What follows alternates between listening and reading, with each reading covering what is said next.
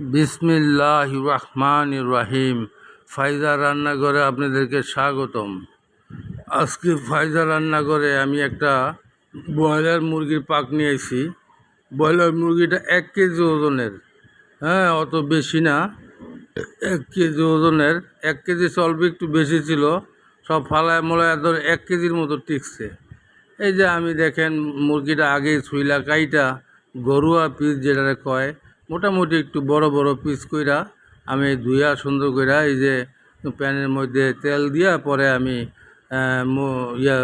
পেঁয়াজ দিয়ে দিছি। হ্যাঁ, পেঁয়াজ দিয়ে দিছি, 2টা মরিচ পড়ে গেছে সাথে, অসুবিধা নেই, আমি কাঁচামরিচ আরও দিমু সাথে পরে।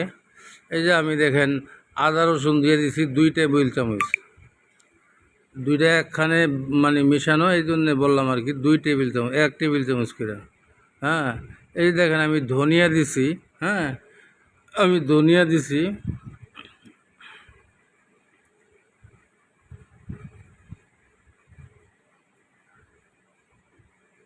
আমি এখন বিভিন্ন উপকরণগুলো দিম। ওই যে আমি নুন দিয়ে দিছি।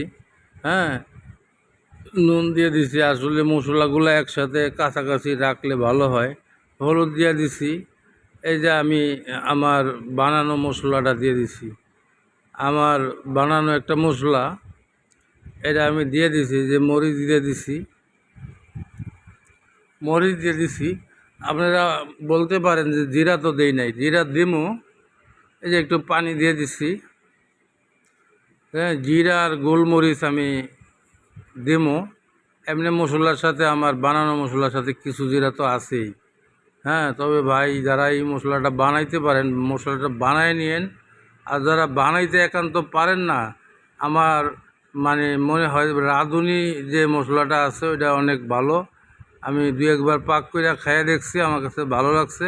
ওইটা আপনারা ট্রাই করতে পারেন। আর যদি এইভাবে একবার বানায় নিতে পারেন, ইনশাল্লাহ আর কোনো জবাব নাই। এই যে আমি বানায় নিছি। হ্যাঁ, দেখেন আমি এখন টমেটো দিয়ে দিছি। এই টমেটো কিন্তু লাস্টে গইলা যাব, থাকবো না। হ্যাঁ, আমি 4টা টমেটো দিছি এখানে কাইটা। তো আপনাদের কাছে দোয়া করি, দোয়া চাই, মাপ করি, মাপ চাই। দুনিয়া ক্ষণস্থায়ী, আখেরাত চিরস্থায়ী। হ্যাঁ, আমার একজন ভাতিজা অসুস্থ, মেডিকেলে ভর্তি, আপনাদের কাছে দোয়া চাই।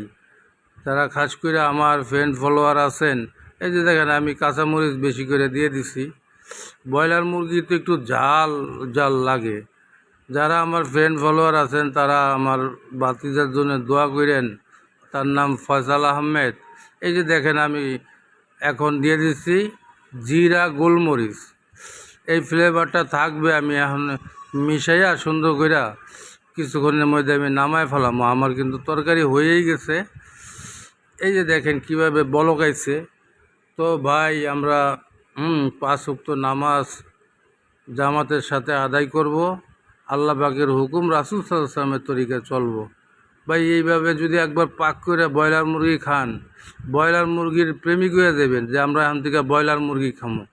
এই যে দেখেন আমি মানে রেসিপিটা ঢাইলা দিতেছি।